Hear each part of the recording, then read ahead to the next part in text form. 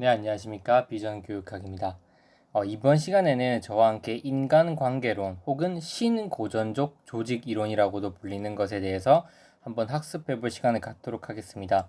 이전 시간에 우리가 같이 공부했던 내용이 뭐였냐면 고전적 조직이론들입니다. 고전적 조직이론 안에는 과학적 관리론, 그 다음에 행정관리론, 관료제론, 크게 이렇게 세 가지로 구성되어 있다고 말씀드렸습니다. 제가 과학적 관리론이든 혹은 관료제론이든 행정관리론이든 모두 인간을 수동적 존재로 보고 어떻게 하면 이 경제적 요인으로 동기화되는 인간 혹은 생리적 욕구에 의해서 동기화되는 이런 인간을 어떻게 하면 가장 효율적으로 관리를 해서 어떤 그 기업이나 조직의 생산성을 높일까, 이걸 연구하는 게 바로 고전적 조직 이론들입니다. 이해되시죠?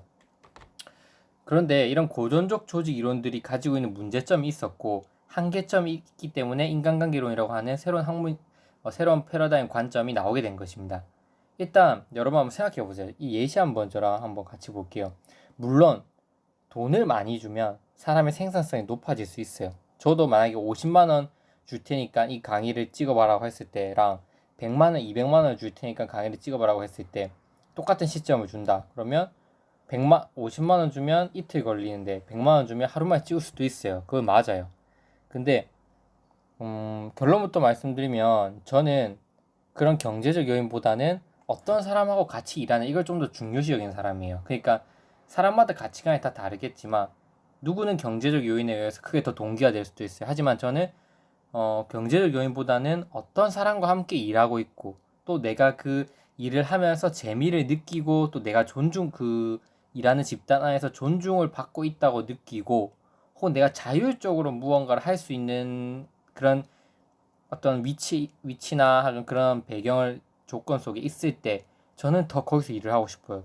근데 어떤 집단은 자율적으로 일도 못하고 내가 좋아하는 사람과 일도 못하고 맨날 강압과 지시를 받아야 되는데 돈을 많이 줘요.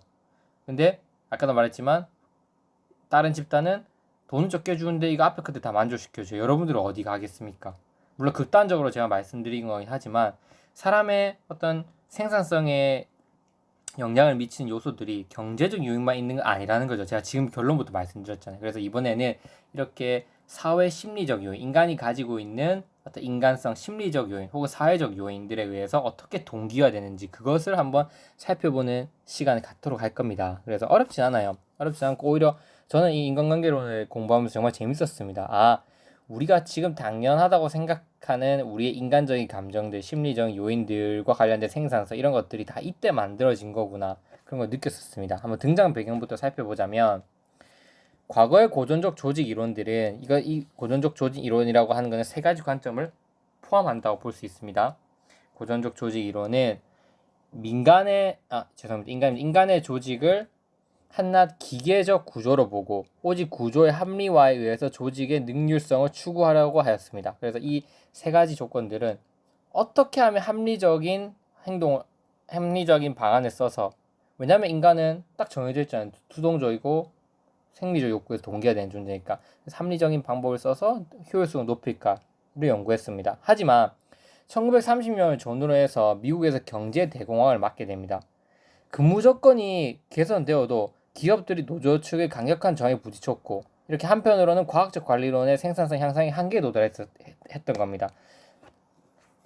아무리 근무 조건을 좋게 만들어주고 예를 들면 휴가도 많이 가게 해주고 돈도 많이 주고 막 그렇게 하는데도 오히려 기업들의 노조 측은 강력한 반발을 부딪히는 거예요. 그래서 이해가 안 되는 거예요. 도대체 왜 이런 현상이 발생하냐.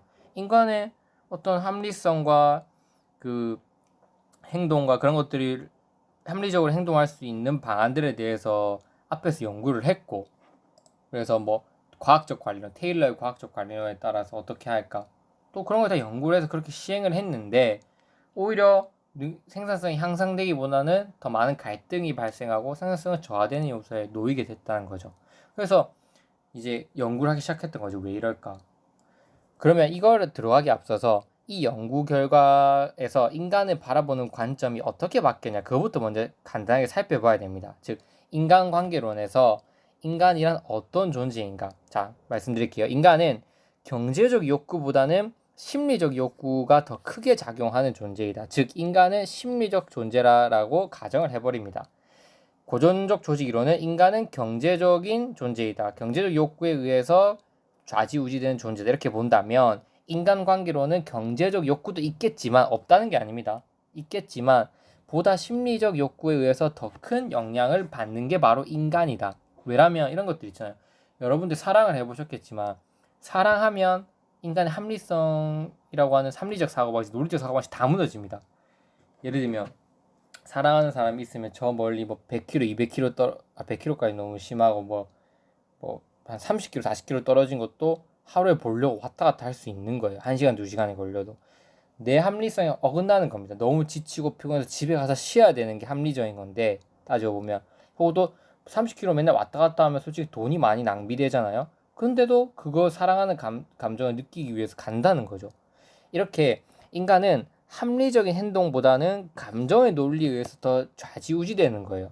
즉 이걸 토대로 우리가 내릴 수 있는 결론은 뭐냐면 인간은 감정의 논리에 의해 비합리적으로 행동한다는 거. 이건 제가 지어낸 게 아니라 인간관계론을 바라보는 실제 인간관계론을 형성한 사람들이 실제 인간을 어떻게 바라보는지에 대해서 그 사람들이 말을 한 겁니다. 인간은 뭐다? 경제적 욕구보다 심리적 욕구에 의해서 영향을 많이 받는 심리적 존재다. 그 다음 인간은 합리적 행동을 추구하는 존재이긴 하지만 때로는 합리적 행동보다는 감정의 논리에 의해서 이 합리성이 무너지는 경우가 많다. 즉 감정의 논리에 의해 비합리적으로 행동하는 존재가 인간이다. 이렇게 보는 거예요.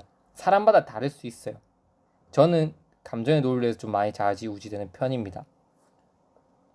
그래서 이렇게 생각해 보세요. 그럼 인간은 이렇게 심리적 존재고 때론 감정에 의해서 비합리적으로 행동할 수 있는 존재인데 그럼 계속 뭔가 이 기존에 써왔던 방식, 돈을 많이 준다거나 어떤 좀 쾌적한 데서 일할 수 있게 해준다거나 그게 생리적 욕구잖아요. 시원한 데서 일할 수 있게 해주고 만약에 뭐 밝은 좀 더 쾌적한 환경에서 일할 수 있게 해주고 그런 것만 개선해준다고 해서 동기가 향상돼 그게 아니라는 거예요. 그래서 결론을 내리면 경제적 생리적 욕구를 만족시켜 주는 것도 중요하겠죠. 하지만 이보다 더 중요한 거는 누구랑 함께 일하고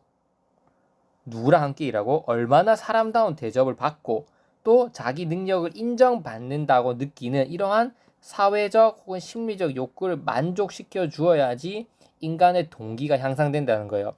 인간관계론이든 앞에서 제가 말씀드렸던 고전적 조직 이론이든 둘 다 목적은 그거예요. 인간의 생산성을 향상시키는 게 목적이에요. 그래서 여기 보시면 인간관계론도 여전히 초점은 인간의 동기 유발, 즉 인간의 수단적인 존재를 보는 거예요. 어떻게 하면 이 인간이라고 하는 얘를 생산성을 높일까? 인간 수단으로 보는 거예요. 똑같이 인간관계론도. 단 고전적 조직 이론은 생리적 욕구, 경제적 욕구에 의해서 합리적인 행동을 하는 존재니까 그런 방식에서 생산성을 높이자 이렇게 보는 거고 인간관계론은 아니다. 그것만으로는 인간이 다 설명이 안 된다. 인간이 가지고 있는 감정적 요인을 이렇게 만지작 거려서 인간의 생산성을 높여야 된다. 이렇게 보는 거예요. 그래서 무슨 인간관계론을 무슨 이론이라고 하냐면 신고전적 조직 이론이라고 하는 거예요. 그래서 인간관계론도 여전히 한계점을 가지고 있어요. 그 고전적 조직 이론과 유사하게 왜 인간의 수동적 존재로 보기 때문에 가지고 있는 문제점들이 파생이 되는 겁니다. 그래서 인간관계론이 끝이 나면 제가 묶어서 이 고전적 조직 이론과 인간관계론이 가지고 있는 어떤 공통적인 문제점들과 혹은 차이점 이런 것들에 대해서 한꺼번에 설명을 드리도록 하겠습니다. 이해되시죠?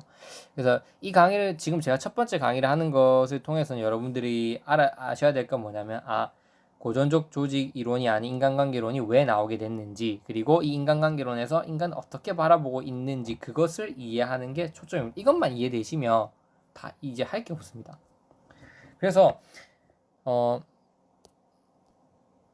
죄송합니다. 페이지 한 개 앞으로 넘어와 버렸는데 중복이 되는데 자 이제 뭘 볼 거냐면 그러면 이 인간관계론이 만들어지게 된 배경이 있을 거 아닙니까 여러분 맞죠? 그러니까 인간이 사회적 심리적 영향을 많이 받는다며 그러면 근거가 있어야 되잖아요. 그거를 했던 학자가 메이오라는 학자예요. 물론 메이오 이전에도 다른 학자들이 있었지만 이것을 인간관계론을 가장 체계화시키고 이론화시킨 사람은 메이오와 하버드 대학의 경영학 교수들이에요. 연구를 하면서 1928년에서 1932년 동안 총 5년간 기업에서의 일어나는 어떠한 노동자들의 행위를 분석한 거예요. 그래서 분석해본 이 결과물을 그 호손이라는 공장에서 실험이 진행됐기 때문에 호손 실험이라고 하는 겁니다. 그러면 생각해 보시면 과연 이런 이론들이 직접적으로 시험에 나올 수 있을까 인문교육학에 한번 생각을 해보셔야 돼요. 과연 근데 교육행정이라고 하는 파트 안에 행정적인 속성이 들어있어서 이것들도 충분히 나올 수 있지만 보다 중요한 거 제가 강조드린 건 뭐냐면 이런 인간관계론에서 했던 실험들을 바탕으로 이 인간관계론이 교육행정에 미친 영향이 무엇이냐 그게 시험에 나올 확률이 솔직히 좀 더 큽니다. 앞에서 우리가 봤던 것처럼 테일러의 과학적 관리론 자체도 시험에 나올 수 있긴 있어요. 뭐 표준 과업 설정 원리라든가 성과급의 원리 혹은 분업화의 원리 이런 것들이 시험에서 직접적으로 물어볼 수는 있지만 이런 과학적 관리론을 토대로 해서 결국 교육 행정에 미친 영향은 뭐냐? 그건 보비트가 해냈잖아요. 이 보비트가.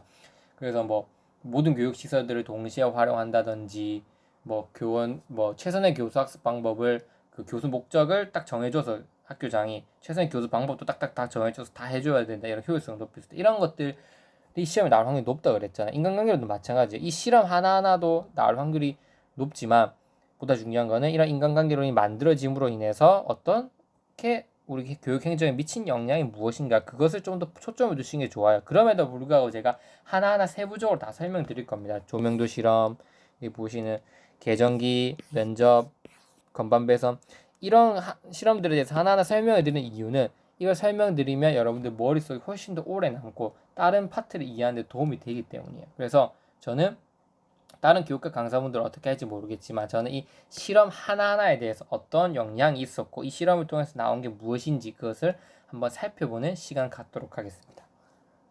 어렵지 않습니다. 재밌을 겁니다, 여러분.